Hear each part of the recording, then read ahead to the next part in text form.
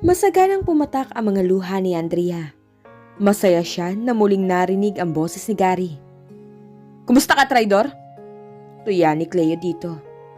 "Cleo?" sabi ni Gary. Hindi siya makapagsalita. Hindi niya alam kung anong sasabihin. Nagpapasalamat siya at mukhang ligtas ang binata. "Asan si Andrea?" Umubo ito bago nagpatuloy. "San mo dinala ang girlfriend ko, Cleo?" "Andito siya sa tabi ko." Hinaplos ni Cleo ang braso ng dalaga. "Talk to him, honey. He misses you."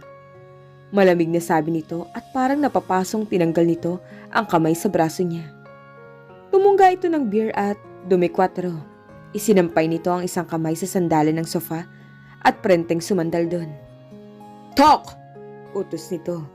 Bumaling ang mata niya sa cellphone na nasa center table. Andrea?" Narinig niya ang tawag ni Gary sa kanya. "Gary? God, thank God you're safe. How are you? Sinaktan ka ba niya? Asan ka, babe? Anong ginawa niya sa'yo?" Sunod-sunod na tanong ng binata. "Traidor!" Narinig niya pumalatak si Cleo kaya napatingin siya dito. Eksaherado nitong pinaikot ang mata. Sinamaan niya ito ng tingin.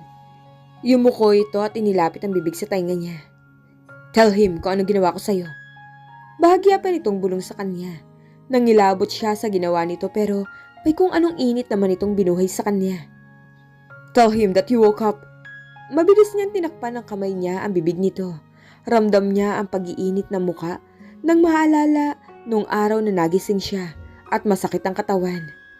Wala siyang ginawa sa akin." Mahinang tumawa si Cleo at inalis ang kamay niya sa bibig nito. "Are you sure?" "Oo. Ikaw, kumusta ka na?" Tanong niya dito at di niya naiwasang pumiyok. Pinipigil niyang gumaralgal ang boses niya. Ayaw niyang mag-alala pa ito sa kanya. "Nasaan ka?" "I don't know. Nagising na lang ako na nasa isang kwarto. May mga taong nakabantay sa labas ng kwarto ko. Ayaw nila akong palabasin dito." "Okay, that's enough." Wika ni Cleo. Nagulat siya nang biglang kunin ni Cleo ang cellphone. Teka! Tangka niya itong pigilan pero napindot na nito ang end button. Tumayo siya sa pagkakaupo sa sahig at sumampa sa sofa para agawin ang cellphone kay Cleo. "Saan mo dinala si Gary? Hindi mo na kailangan malaman pa, Andrea. Pakawalan mo na siya, please." Pagsusumamo niya dito. "At bakit ka naman gagawin yon?" Nakataas ang kilay na tanong nito sa kanya. Itinago pa nito sa likod nito ang cellphone kaya hinabol niya ang kamay nito at nakipaghilahan. "Gagawin ko ang lahat ng gusto mo. Pakawalan mo lang si Gary." Deja vu. Wala sa loob na sabi nito habang nakatingin sa kanya. Malungkot ang mga mata nito. Napalunok siya. "Sinabi mo rin yan sa akin 1 month ago." Hinapit siya nito sa baywang kaya naman napayakap siya dito. Naalala niya rin yun. Sinabi niya ditong gagawin ang lahat ng gusto nito kapalit ng hindi nito pagdademanda sa itay niya.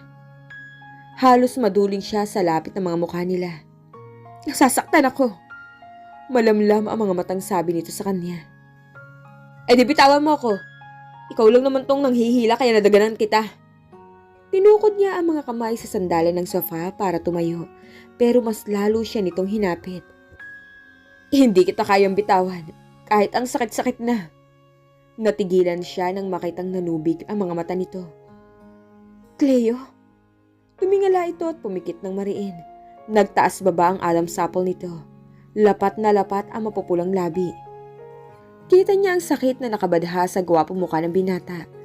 At hindi yun dahil lang sa nakadagan siya dito. Sa tingin niya may mas malalim na dahilan kung bakit nasasaktan to. "Kiss me," sabi nito habang nakapikit pa rin ang mga mata. "Kiss me like you mean it." "Halikan mo ko kung paano mo halikan si Gary." Dumilat to. Namumula ang mga mata nito siguro dahil sa pagpipigil na umiyak. "Isipin mo nga ko siya. Gusto kong halikan mo ako nang walang pagtutol. Yung hindi labag sa loob mo. Gusto kong maramdaman kahit sandali ang mga labi mo nang may pagmamahal." Idinikit nito ang noo sa kanyang noo. Parang umurong ang dila niya sa nakikitang paghihirap ni Cleo. Hindi niya maintindihan ang nararamdaman niya. Bakit siya nasasaktan? sa nakikitang sakit sa mukha nito. Bakit parang nahihirapan siya kapag naririnig ang pagmamakaawa nito sa kanya? Sinapo niya ang mukha ni Cleo at tinitigan ang gwapong mukha nito. Unti-unti niyang inilapit ang mukha niya. Nakatingin siya sa mga labi ng binata habang bumababa ang mga labi niya dito. Hanggang sa lumapat yun doon. Napakalambot ng mga labi ni Cleo para sa isang lalaki. Kusang gumalaw na tila ang musika ang halik niya kay Cleo at buong puso naman na tumugon ng binata. Kahit kailan, hindi siya nakadama ng ganito kapag hinahalikan siya ni Gary. Hindi siya parang lumulutang sa kasiyahang nadarama niya ng sandaling yun. Natigilan lang siya nang may maramdamang basa sa pisngi niya. Inilayo niya ang mukha niya para masigurong hinala niya. Pero bago niya pa makita ang mukha ni Cleo, mabilis na itong yumakap sa kanya. "Uy, umiiyak ka ba?" Bulong ni Andrea dito. May mali ba siyang ginawa? Hindi ba nito nagustuhan ang paraan ng paghalik niya? "Napakamartir mo, Cleo. Mas ginusto mo pa talaga na masaktan ka." Uwi ka ng bahagi ng isip niya. Ibinabana ni Cleo ang sarili at nagmakaawa na halikan siya ni Andrea nang hindi labag sa kalooban nito. He even asked her to think of another man while kissing him. Gusto niya lang naman maramdaman kung paano halikan ni Andrea nang may pagmamahal, kahit pa hindi siya ang nasa isip nitong kahalikan. At ang masakit, akala niya gagaan ang loob niya pero hindi. Mas lalo lang nadurog ang puso niya nang maramdaman ang pagmamahal sa halik nito. At ang sakit palang isipin na hindi yun para sa kanya, na iba ang iniisip nitong kahalikan. Akala niya wala nang masasakit pa sa nararamdaman niya. Mayroon pa pala. Habang hinahalikan siya ni Andrea, naramdaman niya kung gaano nito kamahal ang pinsan na si Gary. How passionate she was. At handa siyang ibigay lahat ng mana niya, mabaling lang sa kanya ang pagmamahal na yun. Hindi niya mapigilan ang luha niya kaya yumakap siya dito. Napakalaki niyang tao pero pagdating sa babaeng to, nagiging iyakin siya. Hinaplos ni Andrea ang likod niya. "Don't." Pigil niya dito. Ayaw niyang makita nito na umiiyak siya. Ayaw niya ring makita na natutuwa ito na nasasaktan siya dahil para na yung binubudburan ng asin ang sugat niya. Mabilis niyang pinunasan ang mga mata at nakapikit na lumayo dito. Hindi niya kakayaning makita na nagdiriwang ito dahil nagmumukha siyang hibang. Sumandal si Cleo sa sofa at ipinatong ang kamay sa mga mata niya. "Leave," utos niya dito. "Pero, leave me alone!" Naramdaman niya na napapitlag ito dahil sa pagsigaw niya. Bumuntong hininga si Cleo. "Mamaya na tayo mag-usap, please. For now, just leave me alone."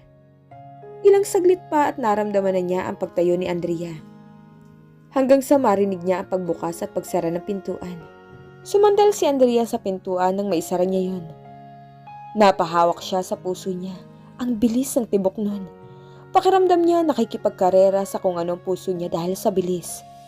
Aatakihin ata siya sa puso. Umangat naman ang kamay niya sa mga labi niya. Parang nararamdaman niya pa ang mga labi doon ni Cleo. Gusto niyang bumalik sa kabilang kwarto para ulitin ang halik na yun.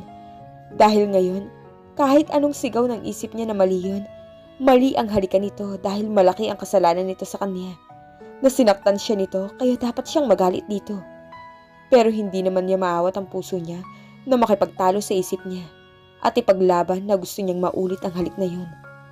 Ipinilig ni Andrea ang ulo. Nahihibang na siya. Bumuntong hininga na lang siya at naglakad papunta sa kama. Dapat siguro itulog niya na ito. Baka bukas malinawan na siya. Nahiga na siya nang hindi nagpapalit ng damit pantulog. Wala siyang gana. Hindi na niya namalayan na nakatulugan na niya ang ganong pag-iisip. Hanggang sa magising siya sa mga halik sa leg niya. Panaginip lang bang lahat ng to? Bakit tila parang totoo ang nasa panaginip niya? Hindi niya namalayan na narating niya ang sukdulan ng sandaling yun. "Do you like it, Han?" Napadilat si Andrea ng mga mata sa pamilyar na boses na yun. Bakit nasa panaginip niya ito? Ito ba ang kasama niya sa panaginip? Or was it really a dream? No, it's not. It was real. Cleo? Yes? Napabalikwas siya ng bangon at nanlalaki ang mga mata na tinitigan niya ito. What are you doing? Naeskandalong tanong niya dito. Wala itong kahit na anong suot at kita niya ang katawan nito. Wala rin siyang kahit isang kasuotan sa katawan. Pinag-ekis niya ang mga braso at tinakpan ang katawan niya. Pinaliligaya ko ang asawa ko? Bastos! Pinamulahan siya ng mukha sa ginawa nito. Bahagyan niya itong tinulak. Tumawa lang si Cleo. Oh, my little ungrateful wife. Umiling-iling pa ito pero may ngisi naman sa mga labi. Pagkatapos kitang paligayahin, this is what I got from you? Tinaasan siya nito ng kilay. Pakiramdam niya buong katawan niya ang namula sa sinabi nito. Hinila niya ang kumot para takpan ang katawan. Saka nag-iwas ng tingin dito. Hinawakan ni Cleo ang baba niya at pinilit ipaharap dito. Do you want me to free him? Blanko na naman ang ekspresyon nito na nakatingin sa kanya. Gagawin mo ang lahat ng gusto ko kapalit ng kalayaan niya? Tumangon si Andrea, ngumisi ito. Then, I want you to forget him. Be a good wife to me and give me an heir. Tinitigan niya ang mga mata nito. Andon ang desperasyon at takot sa mga mata nito. Tumango uli siya bilang pagsang-ayon. Handa na naman na siyang maging mabuting may bahay dito kahit pa malaki ang kasalanan nito sa kanya. Naniniwala pa rin siya na ang kasal ay sagrado dahil yun ang pinamulat sa kanya ng lolo niya. Kaya pipilitin niya na maging maayos ang pagsasama nila. At isa pa, para na rin to kay Gary. Para makapag-umpisa na rin ito ng sarili nitong buhay. Marami itong pangarap at kung may magagawa siya para dito, gagawin niya. Good. Pero once na hindi ka tumupad sa usapan, gagawin ko ang lahat para masira si Gary. Sisirain ko siya hanggang sa hindi na siya makabangon. Naggangalit ang bagang nasabi nito. Do you understand? Oo. Very good then. Nasisiyang sabi nito. Hinila nito ang kumot sa kanya. Now, be a good wife. And make your husband happy. Paano? Inosenteng tanong niya dito. Para namang may apoy na kumislap sa mga mata ni Cleo. Humiga ito sa kama at iniunan pa ang mga kamay sa ulo. You know what I mean, honey? Malambing ang pagkakawika pa ni Cleo. Napalunok si Andrea ng sunod-sunod. Hindi naman siya ignorante, pero hindi niya alam kung paano mag-uumpisa. Bahala na. Lumapit siya papalapit sa asawa. Isa lang ang alam niyang makakapagpasaya dito ng husto. At yun ang ginawa niya. Ang muling ibigay ang sarili sa lalaking ngayon ay asawa na niya.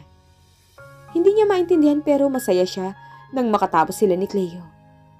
Nagising si Andrea na wala na si Cleo sa tabi niya. Nag-iwan ito ng note sa side table na nagsasabing umalis ito dahil may aasikasuhin sa opisina at babalik agad para sunduin siya. Tumingin siya sa digital clock. 4:00 na ng hapon. Hindi siya makapaniwala na nagawa niyang makatulog ng ganun kahaba. Sanay kasi siya na 4:00 pa lang ng umaga igising na. Agad siyang bumangon at nagmamadaling naligo at nagbihis. May nakita siyang isang jumper denim dress sa cabinet na may katerno itong black bracer pero mas pinili niya ang pinakamaliit na white shirt ni Cleo. Inamoy niya yon at napakagatlabi bigla. Parang hinahanap-hanap niya ang amoy ng asawa. Ipinailalim niya yun sa jumper saka isinuot ang flat Valentino sandals. Napansin niyang halos flat sandals ang binili sa kanya ni Cleo. Siguro dahil iniisip na rin ito na buntis siya. Napahawak siya sa flat na sikmura. Hindi pa siya nagkakaroon at kahit kailan hindi pa siya nagde-delay. Regular ang menstruation niya simula pa noong dalagita siya. Pero wala naman siyang ibang nararamdaman gaya ng pagkahilo o pagsusuka. Wala rin siyang pagkain na nahihiligan niya. Baka siguro stress lang siya. May nabasa kasi siya dati na minsan. Kaya nadadali ang mga babae dahil sa stress. At nitong mga nakaraang linggo, hindi lang stress ang naranasan niya, kundi depression na. Bumuntong hininga siya at inayos ang sarili. Pinatuyo niya ang buhok at ipinusod yun. May mga cosmetics na binili sa kanya si Cleo, pero hindi niya yung ginagamit. Kaya pulbo at manipis na lipstick na pinahid niya sa mga labi lang ang ginamit niya. Kulay pink yun. Pinagmasdan niya ang sarili sa salamin. Nagmukha siyang high school student dahil sa ayos niya, lalo na at 5 feet and 2 inches lang ang height niya. Maraming nagsasabi na bata siyang tingnan kaysa sa tunay na edad. 24 na siya pero madalas siyang mapagkamalang 19. Hindi niya alam kung matutuwa dun o maiinis dahil minsan nagiging tampulan siya ng mga kansyaw ng mga kaibigan. 5:30 na at gutom na siya. Wala siyang almusal at tanghalian. Mukhang diretsyo na hapunan ang kain niya ngayon. Halos madaling araw na kasi nang makatulog sila. Namula siya sa alaala ng mga nangyari kagabi. Yun ang unang beses na hindi siya nandiri at nagalit na may nangyari sa kanila ni Cleo. Tumutugon at hindi tumututol ang bawat bahagi ng puso niya sa ginagawa nito sa kanya. Napalingon siya sa pintuan nang biglang bumukas yun. Nanlaki ang mga mata niya nang makita si Doña Marta na nakatayo sa pintuan. Naglakad dito papalapit sa kanya. Huminto to sa likuran niya at pinagmasdan ang refleksyon niya sa salamin. Magandang hapon ho, Doña. Gabi na, iha. Malamig ang tinig na putol nito sa kanya. Napayuko siya. Nailang siya sa titig nito na parang nanguuyam. Ano ba yung suot mo? Maarteng sabi nito. Hinila nito ang manggasang t-shirt niya. Balak mo ba talagang ipahiya pamilya namin? Look at you! Wala kang kaklas-klas. I can't believe that this is happening to my family. Kahit minsan di ko pinangarap na mahaluan kami ng mga kagaya mo. Galit na wika ng Donya kay Andrea. Anong hakbang ang gagawin ni Cleo para ipaglaban si Andrea sa kanyang ina? At dito na po nagtatapos ang kabanata ng ating kwento. Maraming salamat po.